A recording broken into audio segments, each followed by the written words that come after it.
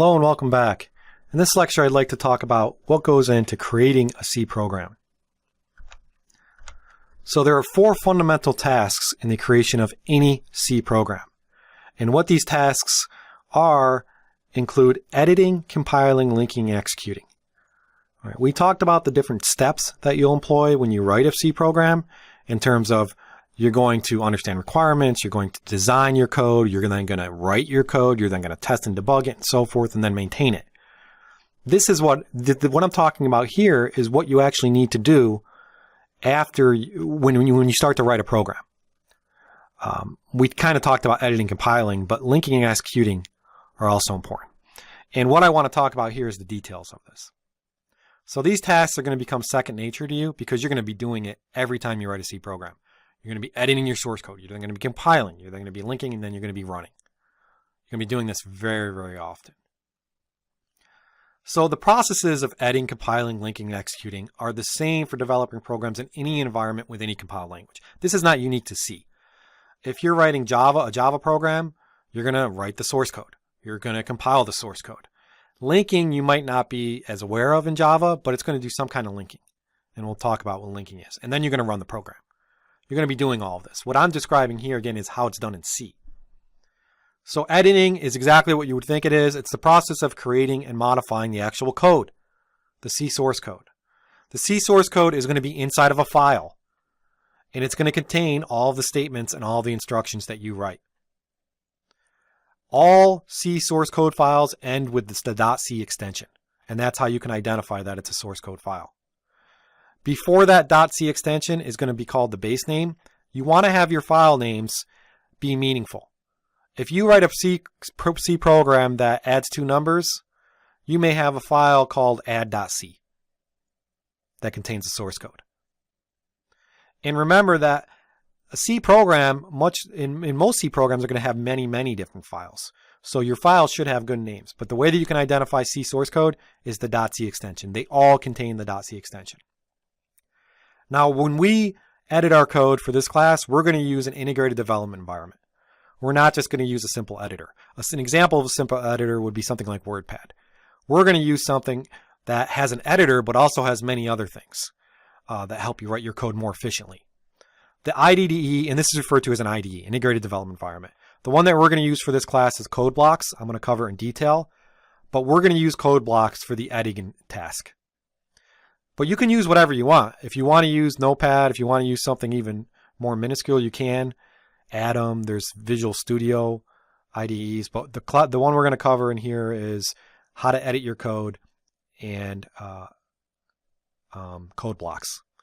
And this is a nice IDE, and the reason I chose it, we'll talk about in more detail, but it is cross-platform and easy to use. So editing is the basic process, writing the code.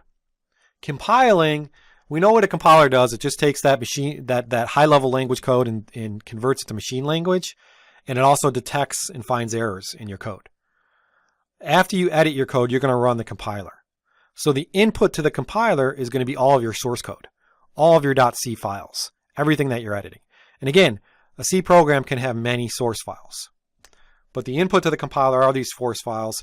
Compilation itself, converting this code, is a 2-stage process. The first stage is called the pre-processing phase, during which your code may be modified or added to.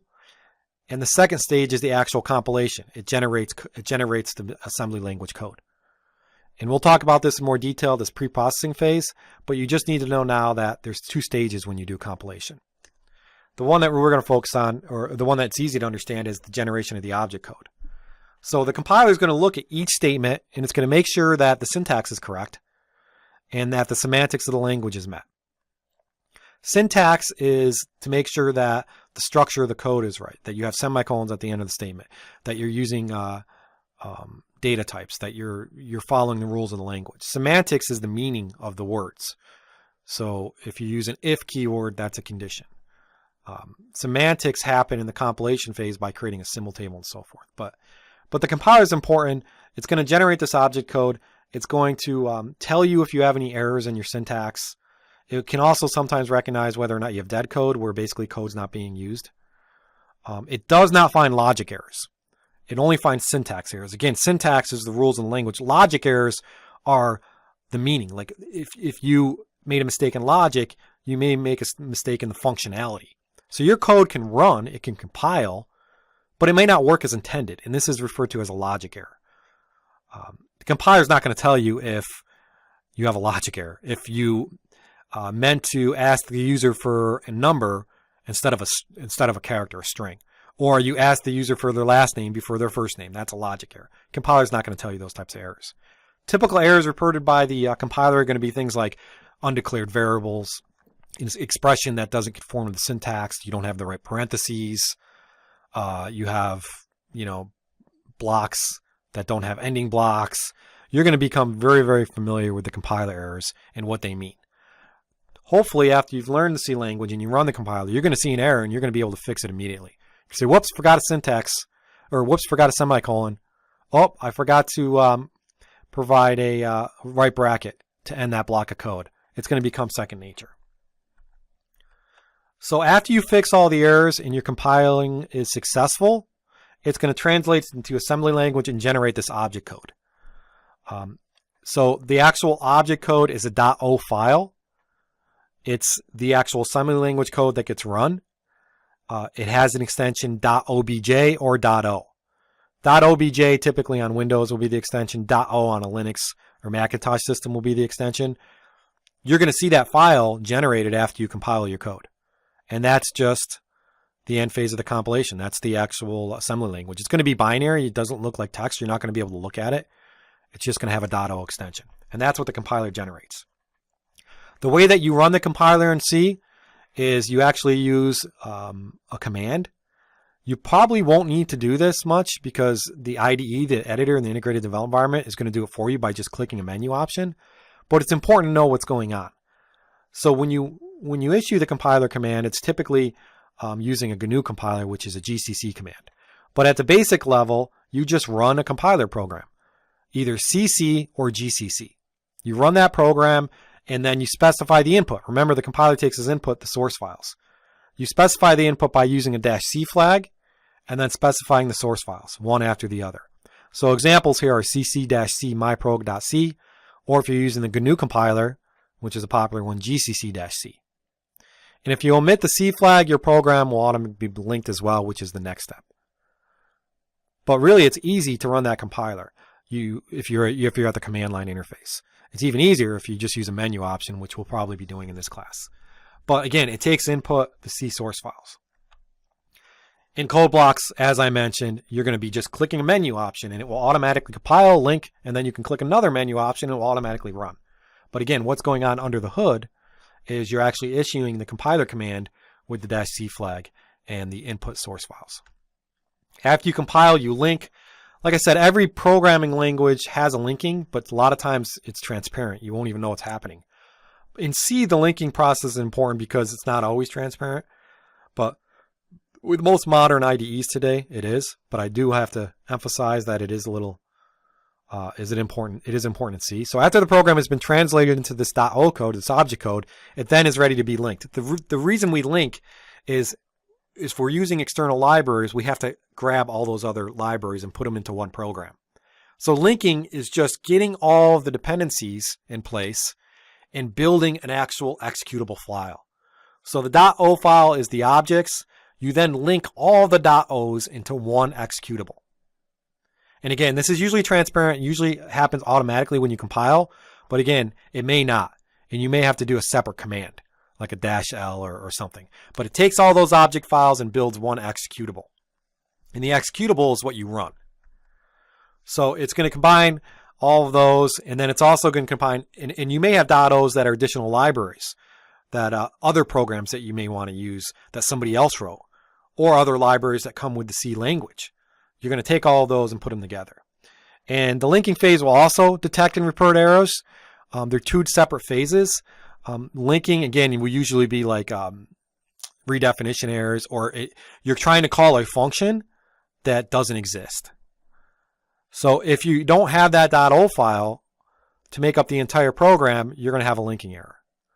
And you'll need to have all the .o's. And again, the .o's may not even be yours. They may come with the C language. They may be part of the standard library, or they may come with another program that somebody else wrote. but you need all those .os to form one executable.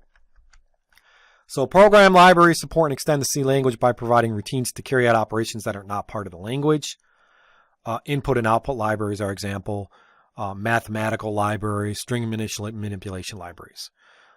This is just the same thing. If you're familiar with the Java program, it's the same thing as the Java API. It's the same thing as packages. It's this concept of I want to write data to a file. I don't want to implement it myself. I'm going to use an existing library that comes with the language. It's still written in C, but it's not part. It's just C comes with that. So there's all sorts of different libraries that we're going to learn about and use. This happens part of the linking phase. So a failure during the linking phase means that once again you have to go back and edit your source code to make sure that you can find that object file. So a lot of the failures usually mean that you just need to include a file or something like that. This will become second nature as well. Success. If you're done compiling successfully and you're done linking successfully, that will produce an executable file. In a Windows environment, the executable file will have a .exe extension. In Linux and Windows, it will just have by default a.out. You can change the name of a.out to something more meaningful by just issuing something along with the compiler command. But most IDEs and code blocks as well will have a compile and link program in a single operation, and it will produce the executable, and then you can just double click the executable. Or you can run the executable from a command or from a menu option. But no, at the low level, if you're on Linux, you're going to see an a.out by default as your executable. On Windows, you'll see a .exe. A program of any significant size will consist of several source code files. I mentioned this earlier. Each source code file needs the compiler to generate the object file that needs to be linked. The program is much easier to manage by breaking it up into a number of smaller source files. You will want to use many source files, and you don't want a source file that contains 5,000 lines of code. That's not cohesive. That's not easy to manage. So you're going to create files that contain source code, and the source code is going to be specific. It's going to have a specific functionality. It makes it much easier to develop and much easier to debug, and is much more cohesive. So you're going to have many smaller source files. You don't want large source files with thousands of lines of code. And all of these source files are going to make up the entire program. They're all going to have their own .os, and they're all going to be input to the compiler. These concepts that make up the program essentially are also considered a project. You can think of it as that at a higher level. It's your project. It's your program. After you've finally done all of this and you've linked it and you've got your executable file, you can then run the program. In most IDEs, this is just going to be a menu click. Or you can double click in Windows. You can double click the exe. And if you're on Linux, you just type in a.out. Now, when a.out, you have to have certain permissions. So you have to maybe issue a change mode command. But to run it, you can say ./a.out. And that will run the program from the command line Linux. But again, usually you don't have to worry about this. So the execution stage is where you run your program. Each of the statements of the program is sequentially executed in turn. If the program requests any data from the user, the program will pause and get that input. It can get the input via the keyboard, or it can get the input via graphical user interface if you have libraries for that in your C code. Results that are displayed by the program appear in a window called the console. And we're going to show you examples of this when we talk about code blocks. But when you run your program, typically you're going to see output. Not always. Sometimes programs will do things that don't produce output, but usually they produce output and you see the output right on the terminal or the console. The execution stage also generates a wide variety of error conditions. So you may produce the wrong output, which is just a logic error, and you have to go back and edit your source code. It may sit there and just do nothing because you have logic issues. And then lastly, it may crash your computer, which is the worst case scenario, which means that you did something really bad in your program and it was so bad that the program just died, or it actually caused other programs on your operating system to crash your entire computer. Right? So running the actual C application can cause problems. If the program does not perform the intended functionality, then you have to go back and edit the source code. You may have to reorganize or redesign. And this is where we talked about the different steps. This is known as the debugging phase. to find and fix your errors. We're going to have a whole section on debugging because it is that important. I mentioned earlier that one of the best ways to learn is to learn through your errors. You're going to constantly go back and edit source code and debug. The entire process of compiling, linking, and executing the program is repeated until you're done, until you have all the results that you need for the functionality of that code. So here's again another nice illustration I like to provide. This is taken from a book called Beginning C by Ivor Horton. But this is the process that you're going to have. You're going to edit your source code. You're going to create a file with a .c extension and a meaningful name. You're going to use an editor to do that, or an IDE, integrated development environment, something like Cold Blocks.